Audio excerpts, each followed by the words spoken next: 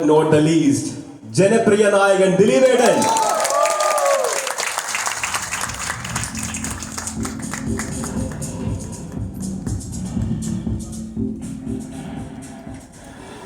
എല്ലാവർക്കും നമസ്കാരം. ശരിക്കും പറഞ്ഞാൽ 150ാമത്തെ സിനിമ എന്ന് പറയുമ്പോൾ ഒരു ഗംഭീരമായിട്ടുള്ള ഫംഗ്ഷനോടുകൂടി നടത്തുന്ന കാര്യത്തെക്കുറിച്ചൊക്കെ സംസാരിച്ചു. പക്ഷെ ഈ സിനിമയുടെ ഒരു ലാളിത്യം ഈ ചടങ്ങിനും ഇപ്പോൾ ഉണ്ട്.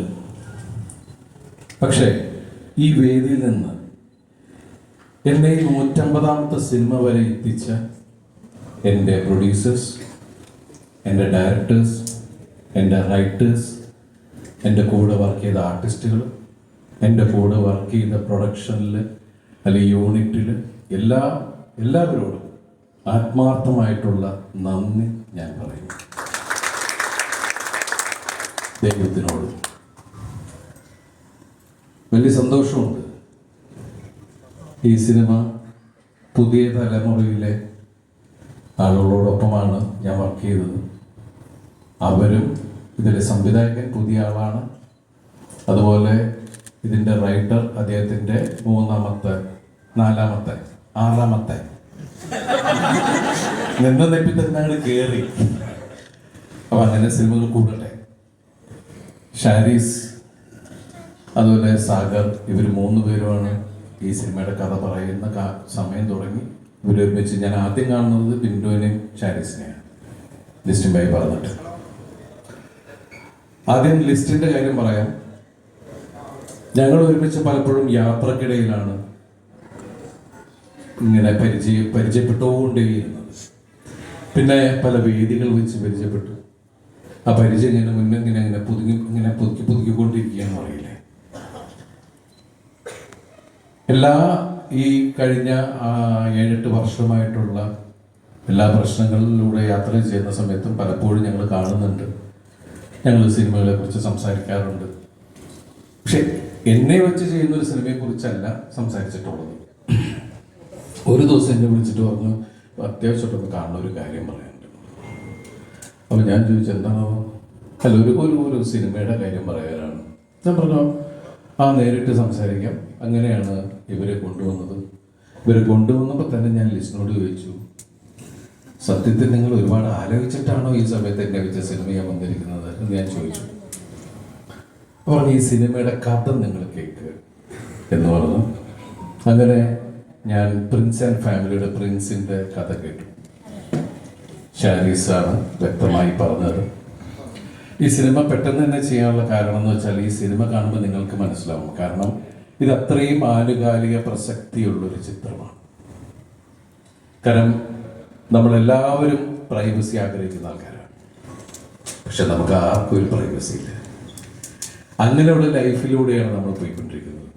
അങ്ങനെ ഏറ്റവും കൂടുതൽ പ്രൈവസി ആഗ്രഹിക്കുന്ന പ്രിൻസ് ലൈഫിൽ അയാൾ സർവൈവ് ചെയ്യാൻ, അയാൾ മുന്നോട്ട് പോകാൻ വേണ്ടി അനുഭവിക്കുന്ന പ്രശ്നങ്ങൾ ആണ് ഈ സിനിമയിലൂടെ ഷാരീസും ബിൻഡോയും പറഞ്ഞിരിക്കുന്നത്. അതിന് എല്ലാ ഒത്താശകളും ചെയ്തു കൊടുത്തത് ലിസ്റ്റിന്. ഈ സിനിമയിൽ ഇവിടെ പറഞ്ഞ പോലെ തീർച്ചയായിട്ടും ഞങ്ങൾ ആരും ഞങ്ങൾ അത്രയും വിശ്വസിച്ച് അവരെ ഞങ്ങൾ വിശ്വസിക്കുന്നു. എല്ലാവരും പറഞ്ഞിട്ട് പുതിയ തലമുറയിലെ ആളുകളുടെ കൂടെ വർക്ക് ചെയ്യണം. ഞാൻ എപ്പോഴേ വർക്ക് ചെയ്യാൻ കഴിയാണ്. നമ്മൾ ആ ഡോർ തുറന്നു വെച്ചിരിക്കുകയാണ്. പുതിയ തലമുറയിലെ ആളുകൾ നല്ല കഥകളായിട്ട് വരിക.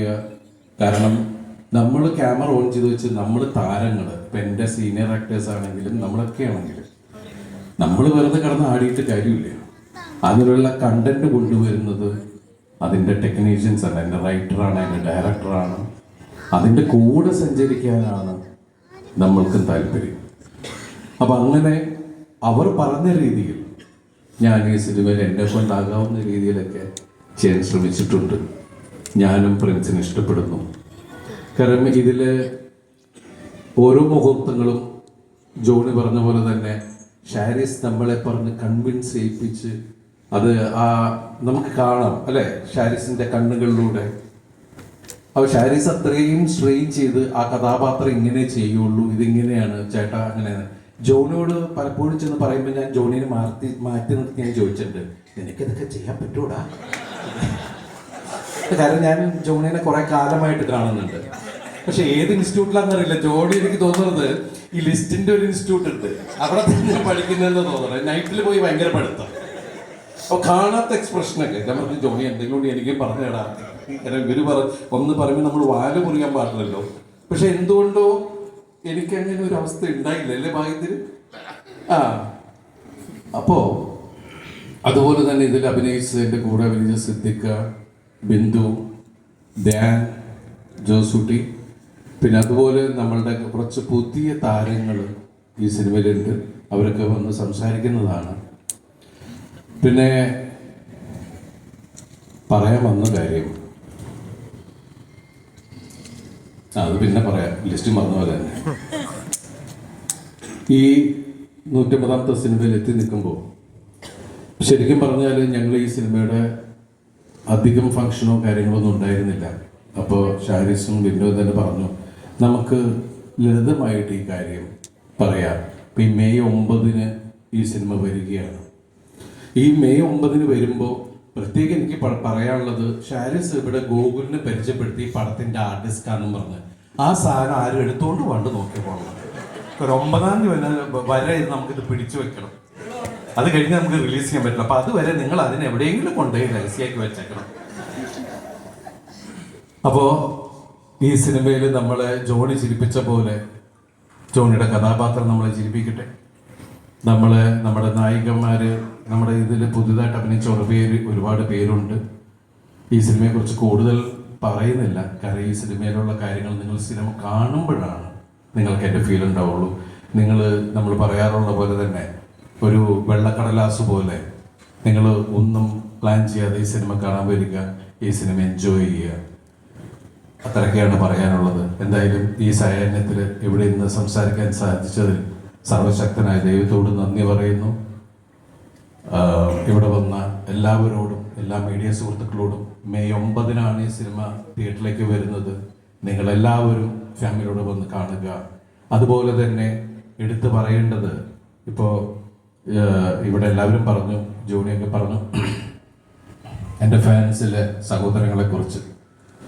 അവരത്രയും ശക്തമായിട്ട് ജീവകാരുണ്യ പ്രവർത്തനങ്ങളെല്ലാം ചെയ്യുന്ന ആ സഹോദരന്മാരോടും ഞാൻ ഒരുപാട് നന്ദി പറയുന്നു. ഈ പ്രിൻസ് ആൻഡ് ഫാമിലി വലിയ ഒരു എന്താ പറയുക, ഫാമിലികൾ കൊണ്ട് നിറഞ്ഞ സദസ്സിൽ ഈ സിനിമ ഓടണേ എന്നാണ് നമ്മുടെയൊക്കെ പ്രാർത്ഥന. ഞങ്ങളെല്ലാവരും അതിനുവേണ്ടി പ്രയത്നിച്ചിട്ടുണ്ട്. ഇനി നിങ്ങളാണ് ബാക്കി കാര്യങ്ങൾ തീരുമാനിക്കേണ്ടത്. നന്ദി, ഒരുപാട് നന്ദി.